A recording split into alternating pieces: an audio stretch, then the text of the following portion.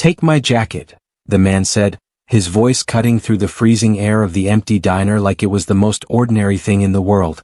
"It's cold out there tonight." The words hung there, soft but firm, as he stood and slipped the thick charcoal cashmere from his shoulders. Every head in Mama Soul kitchen turned, all four of them. The cook froze with a spatula mid-flip, grease popping in the silence. The trucker at the far booth lowered his coffee mug, eyebrows shooting up. The late-night janitor leaning on his mop by the door let out a low whistle under his breath. Even the ancient radiator seemed to hush its clanking for a second. Jada Williams sat rooted to her stool, mouth slightly open, staring at the stranger who'd been quietly nursing black coffee for the last hour. A man who looked like he belonged in a penthouse, not this rundown Harlem spot at 3 a.m. His sweater alone probably cost more than her weekly tips. She tried to laugh it off, a nervous, disbelieving sound. "Sir, I can't take your coat. That thing looks expensive." He didn't smile, didn't make a show of it. Just stepped closer and gently draped the heavy cashmere over her shivering shoulders like it already belonged to her. The warmth hit her instantly, rich, deep, like stepping into sunlight after years in the dark. The trucker muttered, "Well damn," loud enough for everyone to hear. The cook shook his head, grinning. "Man's got style, I'll give him that." Jada's fingers clutched the lapels, eyes wide. "You're gonna freeze without this." He shrugged, hands in his pockets now, like losing a $1,000 coat was nothing. "I've got another in the car." But his eyes, tired, heavy, carrying something no money could fix, stayed locked on hers. The janitor chuckled softly. "Girl, you better keep that. Ain't nobody in here ever seen a move like that." Jada looked around at the small audience, strangers all wearing the same stunned expression, then back at the man who just handed her the warmest thing anyone had ever given her. She pulled the coat tighter, voice barely above a whisper. Why would you do this for me?" He didn't answer right away. Just gave the faintest, saddest smile. Then, quiet enough that only she could hear. "Because tonight, someone should feel a little less alone." The diner went silent again. Outside, the nor'easter raged harder against the windows. Inside, no one spoke. No one dared break whatever had just happened. And 15 years later, on another freezing December night, Jada would finally understand why. Before we continue, I want to speak to you for a moment. If stories like this remind you that kindness still exists, if they make you feel something real in a world that's getting louder and colder, then I'd love to have you here with us. This channel isn't just videos, it's a tiny corner of the internet where good people come together. Where we believe in second chances, in hope, and in humanity. And right now you're early. You're part of the very first people building this family with me. So if you want to grow with us, if you want more stories that touch your heart, go ahead and subscribe. It's free, it supports the channel more than you know. And it tells me that there are still people out there who believe in kindness just as much as I do. If you have subscribed to this channel, I can officially say welcome to the family. The nor'easter hit New York like a fist. By midnight, the city was locked down. Streets empty, subways stalled, yellow cabs abandoned in snowdrifts. Wind screamed down Lenox Avenue, rattling the frosted windows of Mama Soul Kitchen, a narrow 24-hour diner that had been feeding Harlem since the 70s. The neon sign out front flickered red and blue, fighting to stay lit against the blizzard. Inside, the place smelled like strong coffee, bacon grease, and desperation. Jada Williams leaned against the counter, wiping down the same spot for the third time. 22 years old, bone-tired, and colder than she could ever remember being. Her uniform was soaked through from the draft leaking under the door. Her cheap winter coat, already torn at the elbows, had finally given up weeks ago, and replacing it wasn't an option. Not when every dollar went to rent on their tiny bed-stewy apartment, daycare, and the endless medical bills for her 4-year-old son Malik. Malik had been born 3 months early. Tiny lungs, big problems. Asthma attacks that came without warning. Inhalers that cost more than groceries. Emergency room visits that left Jada shaking as she signed another payment plan she couldn't afford. Tonight he was with her auntie, but Jada's phone had buzzed twice already, text saying he was wheezing again. She stared at the screen, willing herself not to cry in front of the cook. She was waiting for the B-44 bus that the news said probably wasn't running. Hot water in a chipped mug was her only tea. Her fingers were numb around it. Across the diner sat a man who didn't belong. Mid-30s. Sharp jaw, tired eyes. Expensive sweater under a charcoal cashmere overcoat that looked soft enough to sleep in. No driver waiting outside. No phone in his hand. Just a black coffee going cold and a stare fixed on the storm like it owed him something. His name was Ethan Carter, though no one in the diner knew that. In boardrooms across Manhattan, people feared that name. Carter Developments. Billion-dollar projects. Skyscrapers that changed skylines. Inherited empire, Harvard degree, magazine covers calling him New York's most eligible bachelor, even after his marriage. But tonight Ethan Carter wasn't a mogul. Tonight he was a husband who had just walked out on an argument he couldn't fix. His wife, Elena, had been diagnosed with a rare congenital heart condition years earlier. Doctors said it was manageable, until it wasn't. That morning she'd accused him of hiding in work instead of facing the truth. Her time was running out. Words were said. Doors slammed. Ethan grabbed his coat and drove until the city blurred, ending up in Harlem because he needed to be somewhere no one knew his name. He needed to breathe. He needed to remember what it felt like to be human. He looked up and saw Jada. Saw the way she hugged herself against the cold. Saw the exhaustion in her shoulders. Saw the quiet pride that kept her chin up even when everything else was falling apart. Without thinking, without making it a moment, Ethan stood. He slipped off the cashmere overcoat, the one Elena had picked out for him last Christmas, and walked the few steps to where Jada sat. The cook paused mid-flip. The trucker in the corner booth looked up. The janitor by the jukebox turned. Ethan didn't care. He simply draped the coat over Jada's shoulders. "Take my jacket," he said quietly. "It's cold out there tonight." The diner went still. Jada's head snapped up, eyes wide. "Sir, no. I can't. This is too much." He gave a small, tired smile. "I've got another in the car. You need it more than I do right now." The warmth hit her like a wave. Real warmth. The kind she hadn't felt in years. She pulled it closer on instinct, fingers brushing the soft collar. The trucker let out a low, "Well, I'll be damned." The cook shook his head, grinning. "That's how you do it." Jada looked around, cheeks burning, then back at the stranger. "Why would you?" He sat on the stool beside her like it was normal. "Because tonight feels heavy," he said. "For both of us, maybe." And somehow they talked. About Malik's hospital visits. About dreams that felt impossible. About nights when hope was the only thing keeping the lights on. He listened, really listened. Didn't offer money or pity. Just presence. The lights flickered as the storm raged harder. For a moment, the diner plunged into darkness, and in that blackout, two strangers shared truths they rarely told anyone. When power returned and the bus finally appeared through the snow, Jada tried one last time to give the coat back. He wouldn't take it. "Keep it," he said. "It looks better on you anyway." She boarded the bus, wrapped in cashmere and something warmer she couldn't name. Later that night, back in their cramped apartment, Malik finally asleep after another breathing treatment, Jada hung the coat on the back of a chair. She reached into the inner pocket for her house keys, and felt something hard. Her fingers closed around a small antique gold locket. Heavy. Beautifully engraved. She opened it carefully. Inside was a faded photograph of an elegant older woman, smiling softly. And tucked behind the photo, a tiny USB drive. Jada's heart started racing. This wasn't some forgotten trinket. This was deliberate. This was important. She sat on the edge of her bed, locket in her palm, staring at it in the dim light. Miles away in a penthouse overlooking Central Park, Ethan reached into his sweater pocket, the place he always kept the locket, and felt nothing. His stomach dropped. That locket didn't just hold his mother's photograph. A hidden compartment inside held a pinch of her ashes, something he'd added after she passed, a private promise to do right by the world she'd believed in. And the USB drive? Years of carefully gathered evidence, emails, contracts, bank records, proving his company's senior partners had been cooking books and cutting corners on projects that poisoned neighborhoods for profit. Evidence Elena had begged him to use before her heart gave out. Evidence that could bring the whole corrupt wing of Carter Developments crashing down. And now it was gone. With the one woman whose name he didn't even know. Ethan grabbed his keys and headed back into the storm, straight for Mama Soul Kitchen. But when he got there the next morning, the cook just shrugged. "She quit yesterday, man. Kid had another bad attack, rushed him to the hospital. Didn't leave no forwarding address." Ethan stood in the empty diner, snow melting off his shoes, staring at the stool where she'd sat. The coat was gone.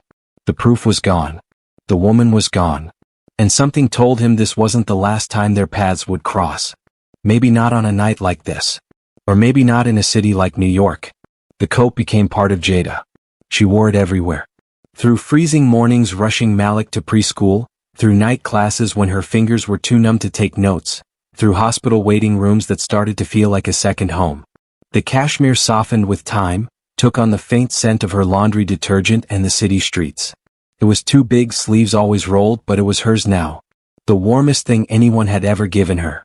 The locket and the USB stayed buried in a small tin box under her socks and bills. She meant to return them. Really. She even walked past a police station once, tin box in her bag, heart pounding. But something always stopped her. Fear maybe. Or the feeling that those items weren't meant to be handed over to just anyone. Malik's health got worse before it got better, and sometimes it didn't get better at all. Asthma turned into something uglier. Doctors started using words like severe environmental triggers and autoimmune overlap. New meds. New specialists. Bills that made Jada's stomach drop every time the mail came. One winter, a bad flare-up put Malik in the hospital for weeks. Machines breathing for him.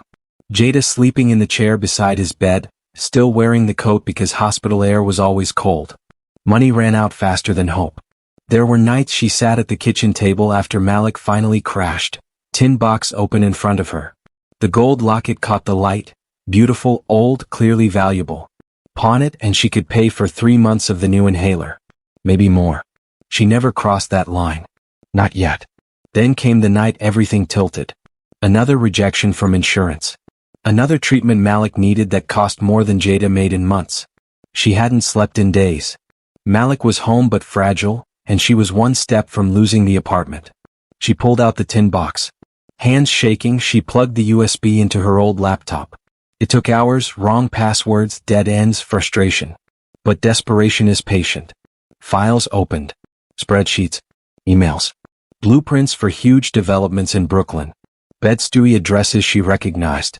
Cost-cutting notes on environmental cleanup. Phrases like acceptable contamination levels and remediation deferred. Her blood went cold. One site was blocks from the building they'd lived in when Malik was born. The playground he'd learned to walk in. The air he'd breathed as a baby. The dust he'd played in. The reason his body was turning against itself. Jada closed the laptop and cried, quiet, furious tears so Malik wouldn't hear. The man who'd given her the coat that night, his world had helped poison her son. She wanted to be angry. But all she could remember was how sad his eyes had looked. How he'd listened like he actually cared. She didn't call anyone. She didn't sell the locket. She just kept surviving. Across the city, Ethan Carter was losing his war. Elena's heart failed faster than the doctors predicted. The arguments stopped. They turned into quiet hospital afternoons, machines beeping, her hands small in his. Ethan canceled deals, sat by her bed, tried to make up for all the time he'd spent building an empire instead of being present. One clear day, sunlight cutting through the blinds, Elena looked at him with eyes that still had fire. I know about the files, she said. Ethan went still. I know you were collecting evidence. The pollution. The fraud. Your father's partners. He started to explain, but she squeezed his hand, weak but determined. I was proud of you. Finish it, Ethan. For the people still living with what they did. 3 weeks later, during surgery meant to buy her more time, Elena's heart stopped. She never woke up. Ethan stood in the hallway afterward, empty, coatless in the cold hospital air, because the one coat that mattered was out there somewhere, holding everything he needed to keep the promise he'd just lost her to. Guilt ate him alive. He blamed the secrets, the stress, the years of looking the other way. So he started giving back, quietly, no name attached. Millions into new pediatric clinics in low-income neighborhoods. Programs for kids with respiratory issues tied to bad air and bad soil. Full scholarships for single moms studying nursing or medicine. He never took credit. He just watched from afar as lives got a little less heavy. And one fall, a fierce young woman named Jada Williams, working nights, raising a sick boy, clawing her way through school, opened a letter saying her tuition was paid in full by the Elena Carter Memorial Scholarship. Anonymous donor. She cried in the hallway outside the financial aid office, coat pulled tight around her. Malik started getting care at one of the new clinics. Better meds, doctors who had time, costs that didn't crush them completely. Jada never knew where the help came from. She never connected the scholarship name to the man from the diner. She never realized the clinics easing her son's suffering were built on grief from the same world that had hurt him. The coat kept wearing thin. The locket stayed hidden. The city kept their stories separate. But threads were already weaving together, quiet, invisible, waiting for the right storm to pull them tight. Jada never stopped moving forward. Nursing school turned into medical school. Night classes bleeding into day shifts, loans stacked like bricks, every spare minute studying while Malik slept. The coat went with her everywhere, draped over the back of her chair in lecture halls, wrapped around her in freezing libraries, folded on the passenger seat during drives to yet another specialist appointment. Malik's illness had a name now, rare autoimmune disorder triggered by early environmental exposure. Doctors used words like chronic and progressive. Treatments were experimental, cutting-edge, and crushing. Insurance fought every claim. Jada fought harder. By the time Malik hit his teens, the coat was threadbare, cuffs frayed, buttons loose, cashmere pilled from years of wear. It didn't keep the cold out like it used to, but Jada couldn't let it go. It was luck. It was armor. It was the one good thing a stranger had done for her when the world felt too heavy. Then came the year everything almost broke. Malik collapsed at school, full respiratory failure, organs shutting down. Weeks in the PICU. Machines breathing for him again. Experimental protocol that could save him, or not. Cost. More than Jada could earn in years. She sat in the hospital corridor one night, coat over her scrubs, staring at the bill in her shaking hands. She made the hardest decision of her life. The coat went up for auction at a high-profile charity gala benefiting pediatric research. Jada wrote a short anonymous note for the listing. This coat kept a single mother and her sick child warm through the hardest winters. May it bring someone else the same comfort. She dropped it off at the donation center herself, fingers lingering on the collar one last time. She didn't know who bought it. She didn't know the man who walked into the gala that night wearing a simple black suit and a baseball cap pulled low. Ethan Carter hadn't been to a public event in years. He'd become a ghost in his own life. Board meetings by video, decisions by email, nights alone in a penthouse that felt too big. The missing USB had stalled everything. Without hard proof, the fraud investigation dragged, partners lawyered up, evidence aged out. He'd exposed pieces, quiet settlements, forced retirements, but the core rot stayed buried. The locket was what hurt most. He'd added his mother's ashes to it after her death, a private ritual. Losing it felt like losing the last piece of guidance he had left. He still reached for it sometimes, hand closing on empty air. His PI team never stopped looking. Tips came and went, sightings of similar coats, women with young sons and clinics he funded. Dead ends. Until the auction listing popped up on his assistant's charity watch list. One line in the description froze him. Kept a single mother and her sick child warm through the hardest winters. He knew. He went to the gala incognito, stood in the shadows, watched the bidding climb. When the auctioneer called sold for an absurd amount, 10 times what any coat should go for, Ethan was the one holding the paddle. He took it home that night, hung it in his closet, and just stared. The cuffs were frayed. Buttons loose. It smelled faintly of laundry detergent and city air. It was the same coat. But the pockets were empty. The locket and drive were gone. He didn't know whether to feel relief or despair. The money from the sale went straight into pediatric research. Specifically, the experimental protocol Malik needed. Jada got the call the next week. Funding approved. Treatment greenlit. Malik pulled through. Slowly. Painfully. But he lived. Jada graduated medical school top of her class. Chose pediatric cardiology as her specialty. Driven by every night she'd sat helpless beside her son's bed. She started residency at Kings County Hospital, pouring everything into kids fighting the same battles Malik had. Malik grew into a quiet, determined teenager, smart, sensitive, carrying scars inside and out. He volunteered at one of the free clinics downtown, then landed a paid summer internship there, helping with patient intake, learning how the system worked from the inside. One afternoon, between patients, he told a story to a new volunteer coordinator. Yeah, when I was little, my mom had this coat. Some stranger gave it to her in a diner during a blizzard. She swears it's the reason we made it through those winters. Called it her lucky coat. The coordinator mentioned it casually to a donor liaison. The liaison passed it up the chain.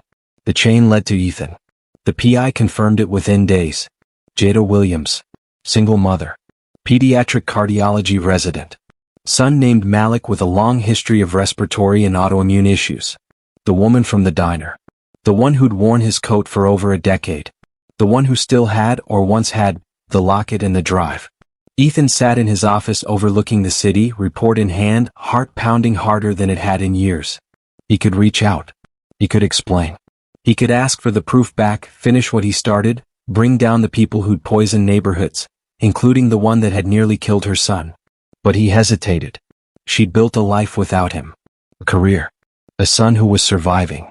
Walking in now, revealing who he was, what his company had done, asking for the evidence that could destroy everything, might shatter the fragile peace she'd fought for. It might make her hate him. It might reopen wounds he'd helped create without ever knowing her name. So he stayed silent. Watched from a distance as Malik thrived in the internship. Sent another anonymous donation to cover the last of his treatment costs. Kept the worn coat hanging in his closet like a ghost. And told himself some circles weren't meant to close. Not yet. But the city has a way of forcing hands. Especially when storms come around again. Especially when lives hang in the balance. Jada had become exactly who she promised herself she would be. Top ER trauma attending at Kings County Hospital. The doctor parents begged for when their kid came in coding. Calm under chaos. Hands that didn't shake when lives hung by threads. Residents followed her like she was made of steel. But steel bends when it's hit hard enough. Malik was 20 now, tall, quiet, brilliant when his body let him be. College on a partial scholarship, dreaming of med school himself one day. But the illness never left. It waited. It watched. And in the winter when pollution levels spiked from old construction dust and idling trucks, it struck. A flare-up worse than any before. Lungs seizing. Kidneys failing. Doctors whispering words like, transplant list, and aggressive intervention. Experimental therapy in Europe, the only real shot, but the price tag was astronomical. Insurance laughed at the claim. Jada stood in the hospital corridor outside Malik's room, white coat off, just a mother in scrubs, staring at numbers that mocked her entire career. She went home that night and pulled out the tin box for the first time in years. The locket lay inside, gold dulled by time. The USB beside it like a sleeping bomb. She'd kept them all this time, through moves, through graduations, through every moment she told herself she'd find the owner and give them back. The snow started falling again the night everything finally snapped. Heavy, relentless, just like that night all those years ago. Ethan left a late holiday gala early, stress chest pain nagging at him again. He drove himself, no driver tonight, needing the quiet. The coat lay folded on the passenger seat like a passenger itself. He thought about Elena. About promises unkept. About a diner in Harlem and a woman who'd listened when he had no one else. Jada was walking home from the hospital after another 12-hour shift fighting for Malik's spot on the treatment protocol. The locket was in her pocket. She'd started carrying it again, rubbing it between calls like a worry stone. Both of them looked up at the same sky as the storm thickened. Both felt the weight of 15 years pressing down. Neither knew that in less than an hour, fate was going to slam their worlds together at 60 miles an hour on an icy stretch of the FDR Drive. Neither knew that the coat, the locket, and every buried secret were about to come screaming into the light. But the city knew. New York always knows when it's time. The snow came down like it had a score to settle. Thick, relentless flakes swallowed headlights, turned the FDR Drive into a skating rink. Sirens wailed somewhere distant, muffled by the storm. The city held its breath. Ethan gripped the wheel tighter, chest pain radiating like fire through his left arm. He'd felt it coming on during the gala, tightness, shortness of breath, but waved off concerned glances. Told himself it was stress. Told himself he'd get home, take something, sleep it off. The coat lay folded on the passenger seat beside him, a silent companion. He'd brought it tonight for no reason he could name. Just reached for it instead of any other. Now the pain sharpened, vision tunneling. He tried to pull over. Too late. The town car fishtailed on black ice, slammed the guardrail, spun once, and came to rest half on the shoulder, half in a snowbank, teetering dangerously close to the drop into the East River. Ethan slumped forward, consciousness slipping. Jada was walking. Head down against the wind, scrubs under her winter parka, locket in her pocket like always these days. She just left Malik's room after another long visit, stable, but the European trial was still pending final approval. She needed air. Needed to feel the cold bite so she remembered she was still standing. She heard the crash before she saw it. Metal on metal, tires screaming. Instinct took over. 15 years of training kicked in. She ran. Pried open the driver's door against the wind, found a man slumped over the wheel, 50s, well-dressed, no pulse she could feel. She dragged him halfway out onto the snow, started compressions. Hard. Fast. Counting aloud. Snow soaked her knees. Blood from a head laceration smeared the snow red. Come on, come on. His eyes fluttered once. Focused on her for a fractured second. Then drifted to the passenger seat where the open door had dumped the folded coat into the snow beside them. His lips moved barely. The coat. Jada didn't stop compressing. Didn't register the words. Not yet. Paramedics arrived in a blur of lights and shouts. She rode in the ambulance, taking over compressions again when the monitor flatlined. At New York Presbyterian, they rushed him into the cath lab. Jada stood in the hallway covered in snow and blood, hands still shaking from adrenaline. She didn't leave. 3 days later, Ethan opened his eyes to bright hospital light and a face he hadn't seen in 15 years. Jada stood at the foot of his bed, arms crossed, eyes wide. The worn charcoal cashmere coat hung on a hook in the corner. His assistant had brought clothes and personal items from home, not knowing its weight. Ethan's voice came out hoarse. You kept it? Jada's breath caught. Everything flooded back. The diner. The storm. The stranger who'd given her warmth when she had none. She stepped closer, tears already starting. And you're the one who gave it to me. Silence stretched, thick with years. Then Jada reached into her pocket. Pulled out the locket. Held it out to him. I've carried this every day lately, she said quietly. Was going to find you. Give it back. Along with everything else. Ethan's eyes filled. He took the locket with trembling fingers. Opened it.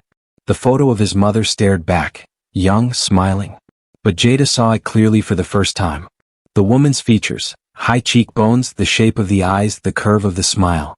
She looked familiar. Ethan's voice broke the silence. My mother gave this to me before she passed. Said it had been in her family since they came through Ellis Island. She always told me there were branches of the family we lost track of, people who came north during the Great Migration, settled in Harlem and Brooklyn. He looked up at Jada. Years ago, out of curiosity, I had a genealogist trace it. There was a cousin who moved to the south, then back north. Name changed over generations. But the trail led to Bet-Stewie. Jada's hand went to her throat. Her grandmother had kept an old family Bible with names and dates going back to the 1920s. One branch that had gone south then vanished. She whispered, You're saying? Ethan nodded, tears sliding free. Distant cousins. Maybe third or fourth. But family. The locket was always meant to stay in the bloodline. Jada sank into the chair beside his bed. All the pain. All the years. The poison in the soil that hurt her son. The coat that kept them warm. The scholarships that lifted them up. The clinics that saved Malik time and again. It wasn't random. It wasn't just kindness. It was family, distant, broken, and now finding its way back together. She reached for his hand. He squeezed it like it was the only solid thing left in the world. Later that week, Ethan got the USB. The files, untouched, perfect, gave him everything he needed. With the whistleblower's testimony and the originals, the case exploded. Partners arrested. Sites fully remediated. Massive restitution fund established. Malik's European treatment? Fully covered. And more, ongoing care for life. The foundation launched in Elena's name grew tenfold. Focused on environmental justice and pediatric care in the neighborhoods hardest hit by the fraud. Malik thrived. Graduated college. Went to medical school. Became the kind of doctor who sat with scared parents and actually listened. Jada and Ethan became constants in each other's lives. Not romance, something deeper. Family. Thanksgivings together. Hospital fundraisers.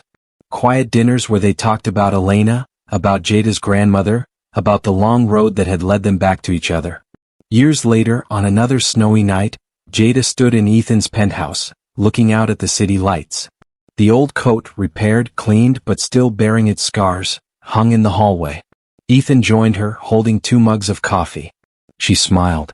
"You know, I never did thank you properly." He shook his head. "You saved my life. We're even." Jada looked at him. "No," she said softly. "We're just beginning." Outside, snow fell gently over New York. Inside, 2 lives, once strangers now family, stood warm together. Some acts of kindness are small. A coat on a cold night. Some are massive. Exposing corruption. Healing a child. Mending broken lines across generations. But the best ones? They circle back when you least expect it. And remind you that no matter how dark the storm, warmth always finds its way home. What will you rate this story from 0 to 10? And what part of the world are you watching from? Comment your country below. Let's build a global community rooted in kindness and second chances. If this story moved you, don't forget to subscribe and share it with your friends. Your support brings us closer to our 1K subscriber milestone and inspires us to keep creating more emotional stories of resilience, healing, and Black excellence. Thank you for being part of our journey. Your presence matters more than you know. Hope to see you again.